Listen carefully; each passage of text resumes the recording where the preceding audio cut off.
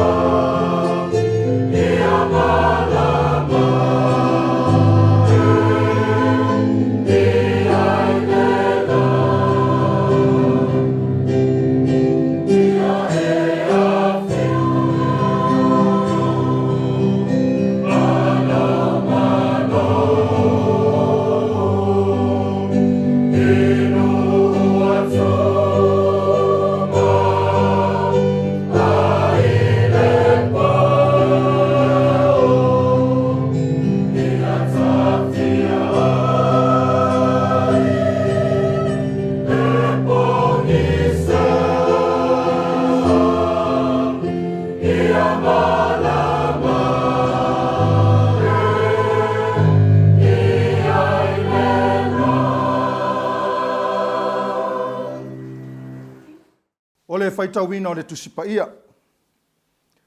Tusi filifili o nei aso e tusai ma le whasinonga le tusi faitau aso, e maua mai le whenga inga tuai. Samuelu mua ilona mata upo e tolu, ale whai upo mua sei whapau mai tisifulu ma le valu. Samuelu mua ilona mata upo e tolu, alona whai upo mua sei whangata mai tisifulu ma le valu.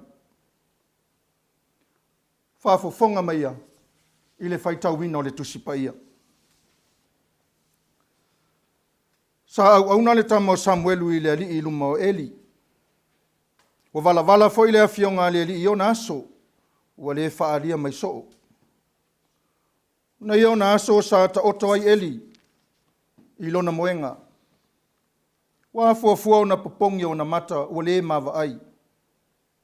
Ao le itinei ale la mepa le atua.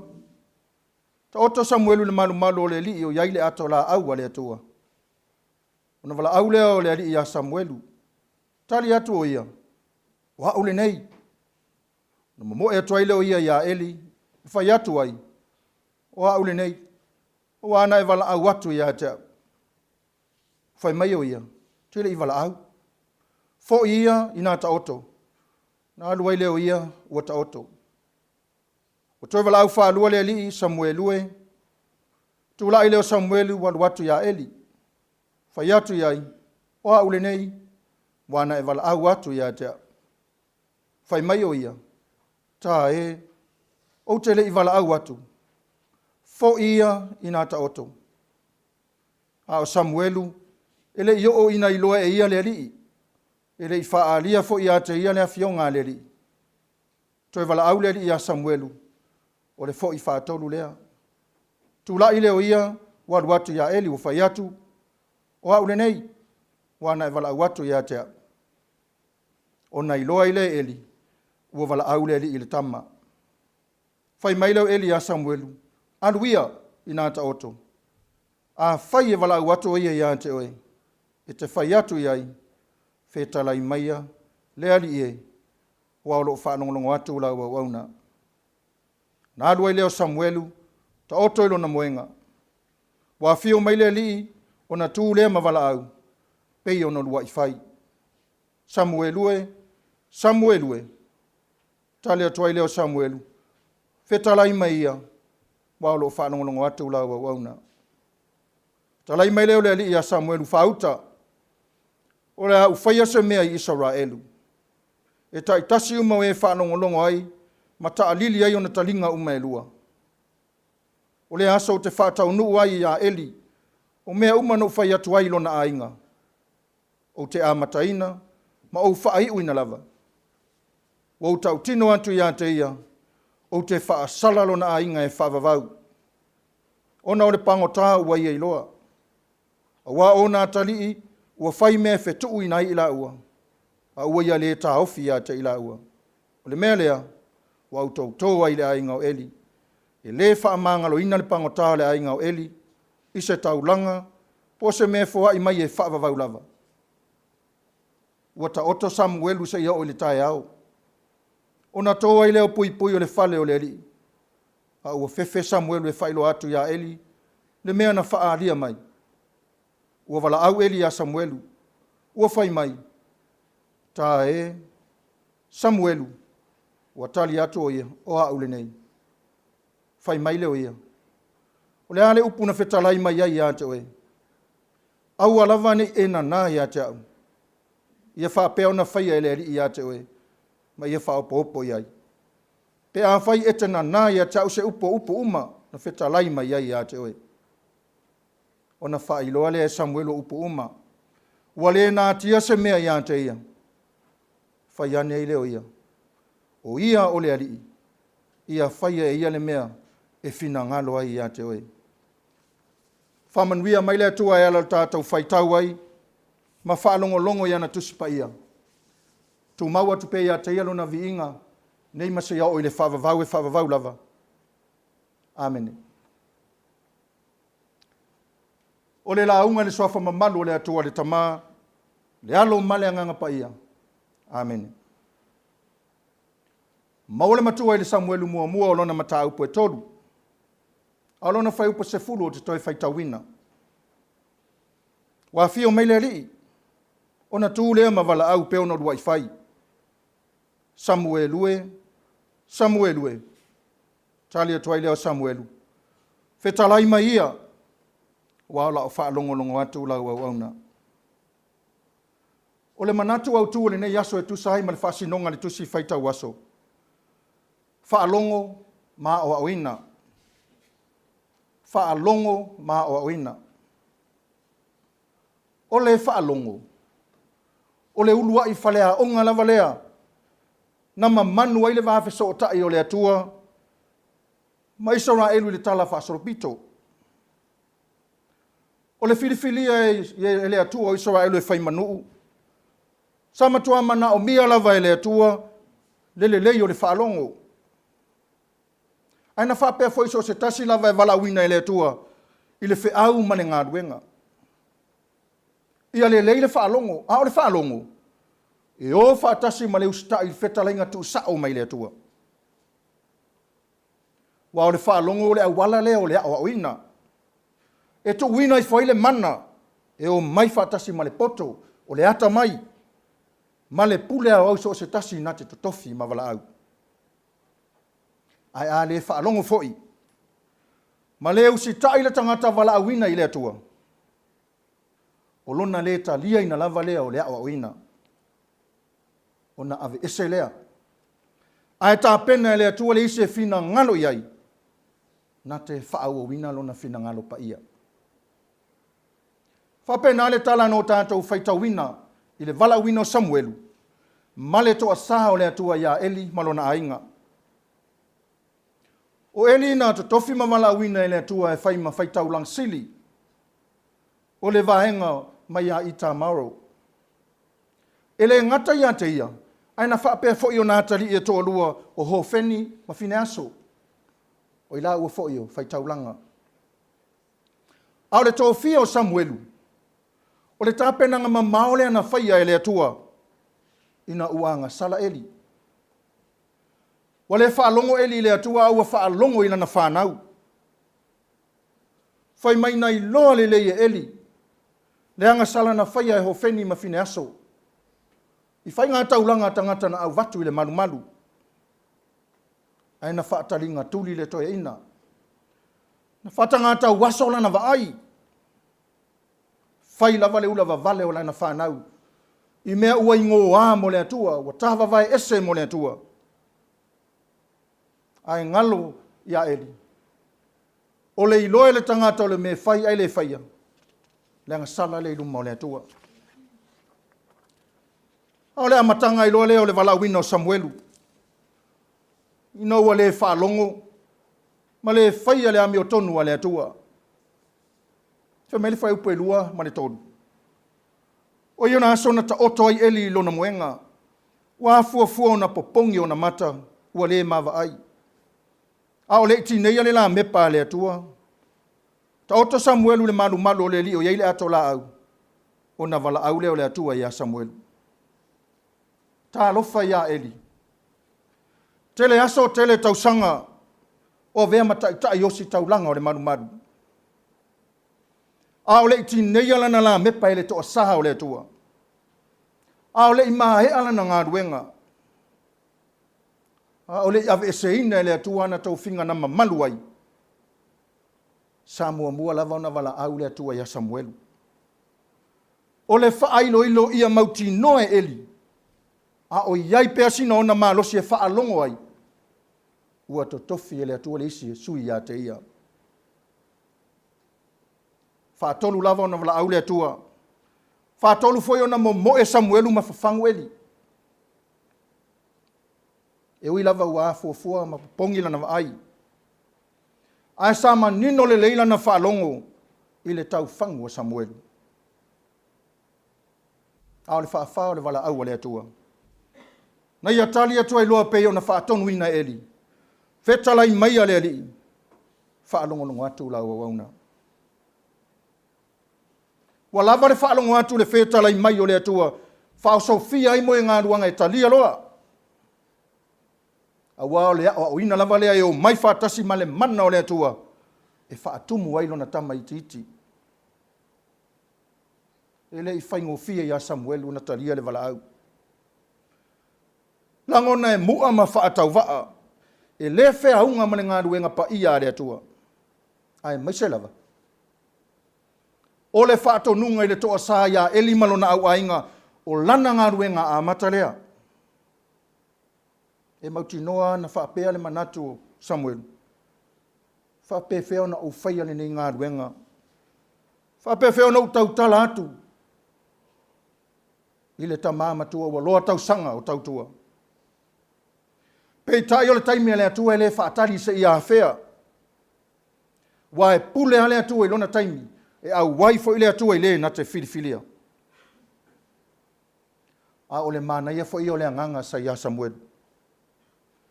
A wana te le o I loa ina mua le mea watupu.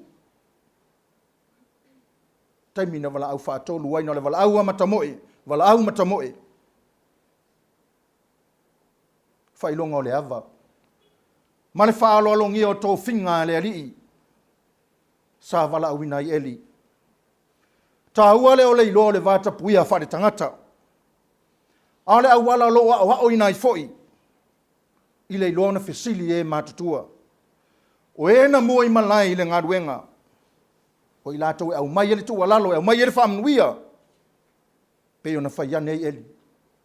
E o I lawe ele ilo e Samuelu. Fuafuanga mamana le atua. Ia ole tali mai ale atua. Ina ua ia talia le wala au whatoa ia manino ai. Le tūlanga wo o I le vao le atua malana au nao Eli. Le whaalongo maa o au ina. Nao mai whaatasi ma le usitai. Tō ai le loto. Tu e lunga mahalu loa. Wawa tu e le atua le upu le ngutu e tau tala ai. Ele toi whaatali. Wawa ia lo ia wa filifilia. O Yesu I tūlanga ia Eli. Whameina a mata lea loto tele ma le toa Samuelu. No ofisili Eli. Samuelu. Ta umai ia ta upua umamena feta laia tua ile tua ia toe. Aua e tena nā ina se mea e tasi. Whailoa umai Samuelu ia Eli. Mea umana ia whaalongo ia o feta lai mai le tua. I lona to sa ia te ia malona ainga. O le tā ua lea o le whaalongo I le tua. Wae o mai whaatasi ma le o ina. Na te toto ina le loto. Ma le mawhauwhau e loto. Tele I le tangata. Le to e whewhai pepala ai e tau tala atu. Wae ia le atua e so se tasi na te walawina. Pau lava le tātou tali o le usitai. Tu lai mahalu loa. E whaanga ngana ina lava ele atua whetalai lana au auna. Au le ala foi leo le loto tele o saulo e tali atu I le alii. Le ala na ua pa ufa o le ala I tamaseko. Whai mai ele I toi wa aia e le langi. I le mea na sau ele malama na tai ai. Ai o le whaalongo atu le siu fofonga. O au o Yesu o e sau ama I ai. O le mea whaingata ia te oe o na haa I tui. Wheta lainga na o ao ina ile maa whau. Mama nino ila na whaalongo. O Yesu lea ua wala au mai. O Yesu lea o ia whaasau waa iai. Nā fua iona ia tari atu. Lea li ie. Asa mea te whina ngalo te whaia. Wheta la Yesu. Tu iai lunga. Na halu lea ai. Te tau inatu ia te oe le mea tusa o na whai. Na o na whaalongo lava de si ufofonga o le rii. Usitai loa. Wa o le uleo sau ma le mana. Sau whaatasi ma le awa oina. Sau whaatasi ma suinga. Suia ai saulo ia Paulo. Suia le tangata tuai le tangata fau. Le whaasau wai a vea ma vaa maipo le tala le lei. Tu sapo le ale whaatau vaa male lei lo se mea. Wha upenga la mai le atua. Le na te vala awina. Pau au lea. La ngona le whaatau vaa. Wha mawalalo. Ma laa alo I luma. Whaitalia le atua. O le atua e ana le pule. E awa o inai e wha poto inai. Wha tonu ai le ami o tonu. I manuia au mana ngā ruenga. ua whai ma ave au le tala le lei nu ese. Samoa e, ao sauni atu e usua i au mga ruengo le ne yaso. Whamanatu fo i lea o le tala le lei. I o tātou whaalongo male manino, whetalai mai o le atua. O le wala awina e saufa atasi male a o awina. E tupu ai le ami o tonu. Whanau le ami o le lei, le whai mea le lei. Whaatonu folau ai lo tātou wala awina. So se tiute ma whaiwa wata tofi ai tātou. Tātou te tautua ma au nai. Au are whaalongo i tātou lava. Au are whaalongo le tātou loa ma le tātou poto. Tau au ina tele ai mea se se. Ai a whaalongo mau si tai le ami o tonu ale atua. E sao ai o tātou wala. Tonu ai a tātou whaatinonga. Ai meso tātou whai unga whai e fia. Fia mai ai le atua. Ma whamanuia iau whai walo fia ao le ne yaso. Awane ingalu. Ao in tātou le whaalongo i le atua. Ai tātou whaalongo lawa le tātou poto ma le tātou iloa. Tusa po le alo tātou watamai watele. Tusa lava po le alo tātou tusi pasi mawalulunga. Po le afo i tau whinga u whaeai nai tātou. Po le afo i matua o le tātou soifua. Ave ese ina lava i le atua le mamalu mai ate i tātou. Ai tu nātu i se na te whinangalo iai. Peo na whaia ia Eli ma Samuelu. A wao tau whinga, mga luenga wa wala wina i tātou. O le siu fonga lava leo le atua wa wala au mai. Ia tātou whaalongo, talia, tātou wolo e whai. Ia whai mane wha maoni, whai mane ami o tonu, whai mane wha lango lango ma wha moe moe i le atua. Manui ai lau ainga, manui ai nuu, manui ai le atu nuu, ai mesa ngā ruenga pa ia le atua. Le ala lena mali wai ke riso matoi tu manu malo le oti mane tunga mau. O le wha moe moe wa tā pena ina le atua. O le ala iui lātou uma e wha longo mausitai ma whaia le fina ngaro pa ia o le atua. I le mafutanga wha atasi ma le atua i le ola e wha vavau. Tau lava le tātou langona ino le salamo wha maoni. Wha atua tua i lona wha ari mai. E wha ola ina i tātou. Manuia le tāpena atu o whanau a le kālesia mo le suenga u whale a mālua. O le whalongo, maa o ina i le fia avea maa o mālua. E wha moe moe ma whanango lango i le atua. E manuia utau whaiva le nei yaso. Matu maua i le atua lo na vi inga, nei masai hao i le whavavau e whavavau lava. Amene. O le tatalo whaafitai, o le whaato e senga, tui nā tu nisi o tātou mana o i le atua, ma le tatalo whaamanuia. Se o tātou wifo, ma tatalo i le atua. Le atua pa i aelo mātou tama e whaavavau. O le atua o le alofa muti muti vale umalava. Tele ngese lau toa sā o lau alofa, o tele pele reo mō Samoa. O mātou whaafetaia lau alofa, ma lou wha maoni mo seo mātou watu nuu mauna tangata. Wao lea wo mātou mōri mawina le neitai au fau. Ina ua ala whai mai Samoa, ma lau e kāre sia mai whainga mālo longo le pō. I le mālosi ua whaafauina. Whaafetai anga le lei. Lo mawai pele mālosi e whaalongo, ma whaatino ai tau whinga ese uwala auina i le soifua ma le ola. Tau tu ai a inga le nuu. Le malo ma le kāresia. Whawhetai au a fionga pa ia. Whamanatu ma whaatontonu wholau mai pēr ia i mātou, ma la mātou savalinga whaaleanganga. E manuia, whealofani ma toa while mu Samoa, pēr au mātou whaalongo pēr, mausi usi tai i lau a fio. Le whaalongo e savavalia i lau ami o tonu, mātangia le ami o tonu i a mātou whatinonga ma whai unga whai. I so se au nanga. Whawhetai ale ngā ruenga mana alua nganga pa ia. Olo mātou whesoa soani sili. Tau tolo ina pēr lo mātou vai vai. I taimia whesoa ina ima le mautonu le ola whaare whātua tua. Ono ua whaalongo, mga waile ti apolo mana mai lei. Ta lepe na ilo mātou vānofo le lei. Ai ole tu musu wale anganga yo mātou tangata lilo. Whaasau inai, whaasanga tonu inai i mātou. Siri lava le loto e fia whawhetaita mā. Ono Yesu ke wisolo mātou wali mane whaola. I lona soifua atoa na ofo ina mai, na maliu wai matanu mia. Lona toe soifua manu mā loi le oti. Mātou mauai le ola e whaavavau. Pea whai mātou te talia le loto o Salamo, mane whaatua whaamauni. Matu mauai peila wa fio le vi inga, whamanu mane whanetanga ne se o le whaavavau. Langona lo mātou whaamaua lalo, i au luma lo mātou atua. Awai tau tino lava wanga sala Samoa i lau sida whanga pa ia. Tele no mātou to i lalo i le fili mana mai lei. Ono o mātou le whaalongo i lau fio.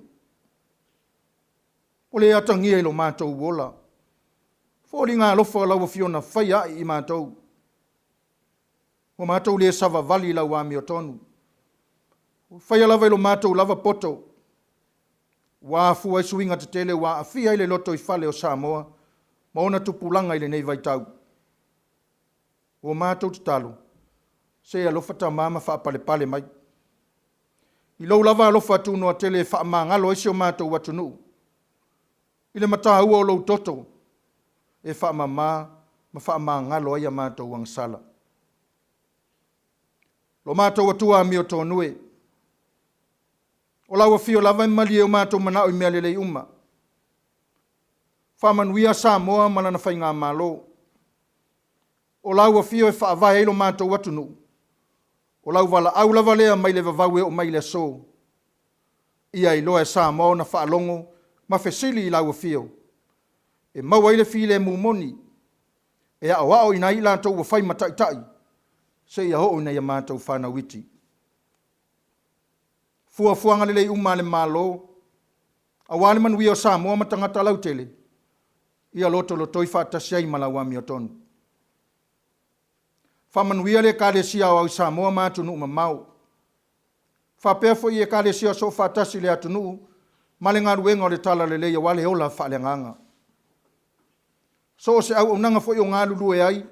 Awale atina ino le kālesia taitasi. Ia atina e whaatasi. Mare taita inga lo mana e manuia i lato uma. Whamanuia e korisi whawhaiwhia uma i le atunu. O lo au tau ina ai ave au le tala le lei mo le lumanai. Ao tā pena i fo i le alipule, le sui pule, ma le pa ia i a malua. Ai maisa matanga ruenga taitasi Samoa mātunu ma mau. A wale se uinga lufale al korisi le nei aso. Tā pena whaatasi malau fio. E tau nuu i manuia le ola fia o foina. Alo whangia le ta ape o whanau i awa onga. O nei matua tausi a inga maso se no whanga o tausi ai. E o whata o tolia i mai o le tino i whale mai ma a inga. E o i le whale pui pui. Le au whainga ruenga pa ia le atua e so se whata whai taulanga. O loo no manu. O wale alo whaiva o Samoa i au manga ruenga le nei aso. Whamanuia la lato ngā ruenga. Lo mātou atua. Ele o pōle langi le tūlanga wa yaisi o mātou watu nuu le nei vai tau. Ono le tau tonga fitia o fuala au whaasaina. Suinga fau ofi mai si o mātou watu nuu. Leisa isi mātou te suru whai ai. O nā o lau o fio le whaavai papa mātou te malu ai. Alofa tamā. Sei e fe soasoani le whai ngā mālo. Le matanga ruenga o leo leo. Le pūlenga ari ima whai pule inu taitasi. Haore ngā ruenga li e kālesia. I au wala uma wa tā pena ina. E tāo fia ile nei wha mai. I lawe ina Samoa mo ona tupulanga mo nei. Mātai au. Nisi fo i o ala whai mai ni wha nonoanga. Wha maa whana lo wanganga. Ue wheu fia maua se soani. So se vaenga le lalolangi. Ono taua ma whe vai inga. Alofa lau fio malavea ia i lātou. O nisi au a mātou te talo. Whātasi lava mal te talo i le leo le loto o le tangata lava ia mātou te hofo ina o mātou. Whaia pe iai lau fina ngalo. Aua nei whaia o mātou loto. Hao le manuia ma le file e mua lau fio le atua lo mātou tamā. Le alofa silisileso Yesu Keriso le mato wali iman faola e toa tasi. Ile mana maftanga mana ulava fio anganga pa ia. Tu maule ilungo Samoa atoa, male lalolangi atoa, nei masaya o ile whaavavau, e whaavavau lava. Amen.